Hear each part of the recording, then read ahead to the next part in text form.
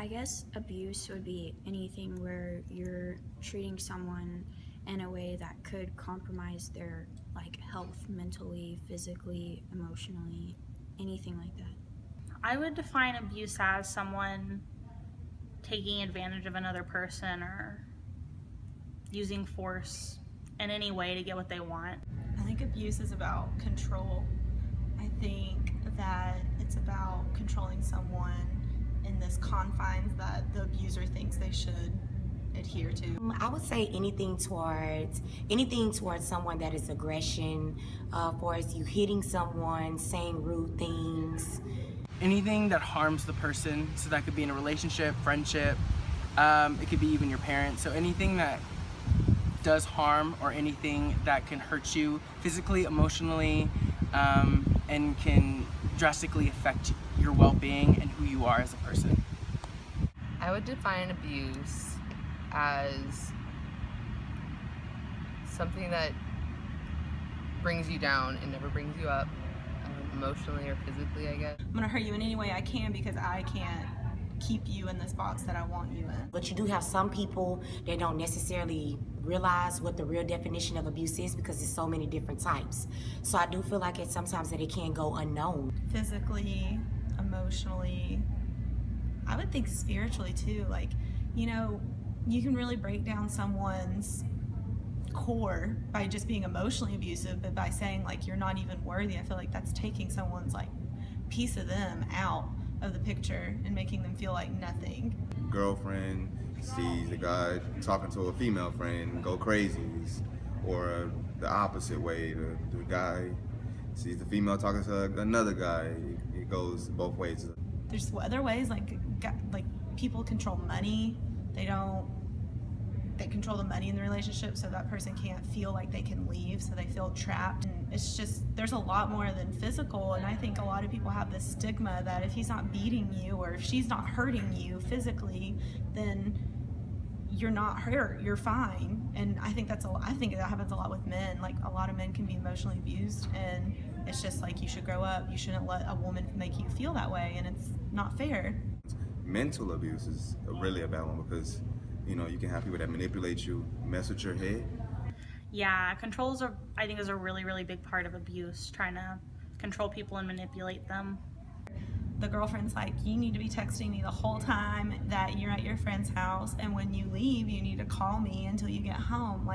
That's not okay. That's scary that you think you should have someone reporting back to you all the time. You're in a relationship, and a relationship should be about the trust, but it should also be about letting that person be themselves, but with you. I think people stay in abusive relationships because they're afraid or they don't know how to get out of them. I think people stay in abusive relationships because it's comfortable. Well, sometimes when you are in an unhealthy relationship and you really love that person, you don't want to necessarily just accept that it's unhealthy. You don't want to accept what that person is necessarily doing. But then everything that's bad about them, they're like, that's just them, and they make up excuses.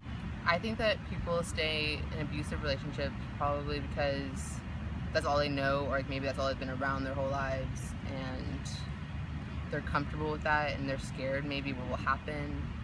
Oh, when I'm with somebody, this is how they treat me, this is maybe how I treat them. So when those people break up, they go to the next one and they're like, oh, I want this person to talk to me all day long, and if they don't, I'm gonna get mad. And it's like a cycle. They're confused, they don't know, hey, I want to leave, am I afraid to leave, or is it time to leave, or I love this person so much I can't leave.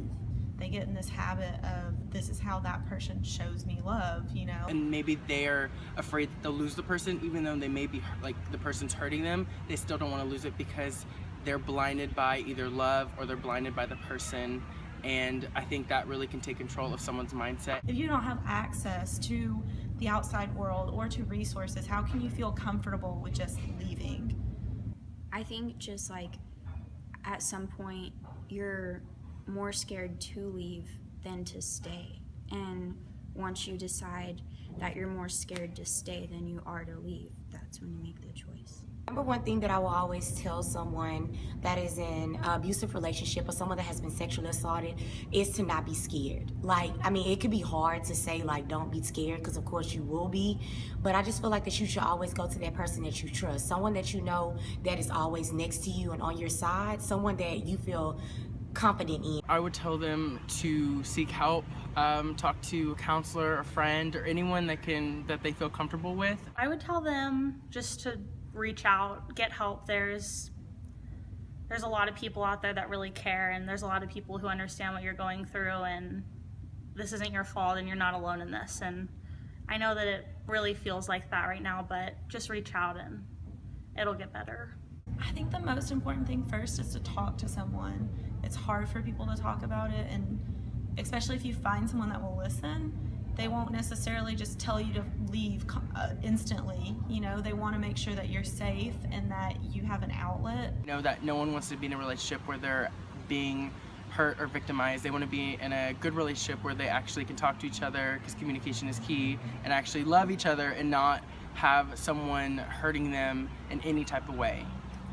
I would tell them to talk about it, first of all, like not to keep it in, to seek help or to make sure they have a way to get out, and not to blame themselves.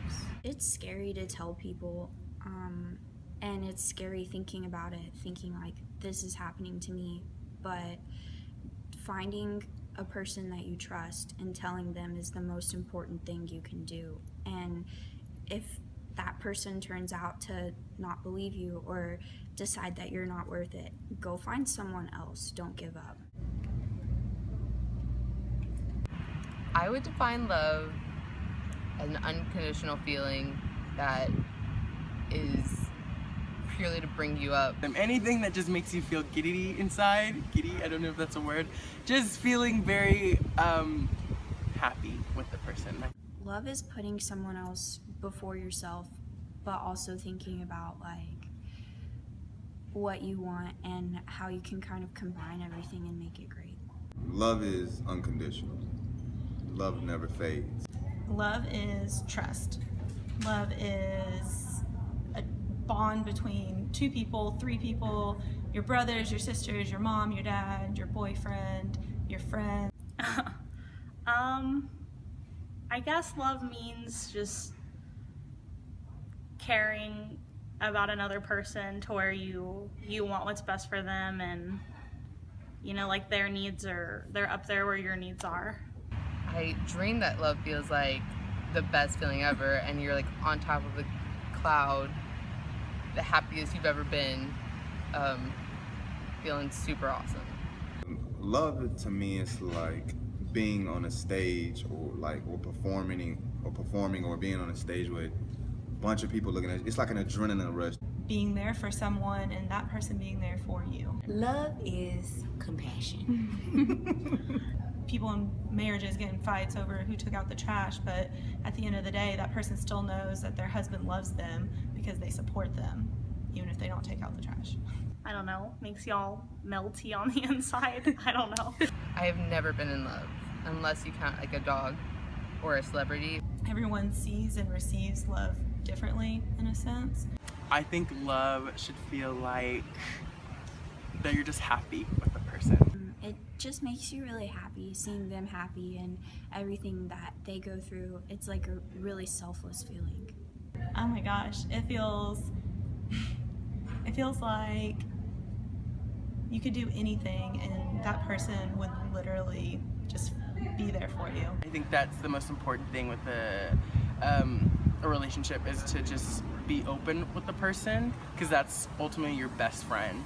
You know, just be there for that person, no matter what time, no matter what storm, because everybody has a storm they go through. You're with somebody that you love and that person loves you, you feel like you can do anything because they're backing you up. I think there's just different ways of expressing love. I think it just depends on who you are, but I think any way of expressing that you care for someone and love someone is important, and it can just be any aspect of how you do it.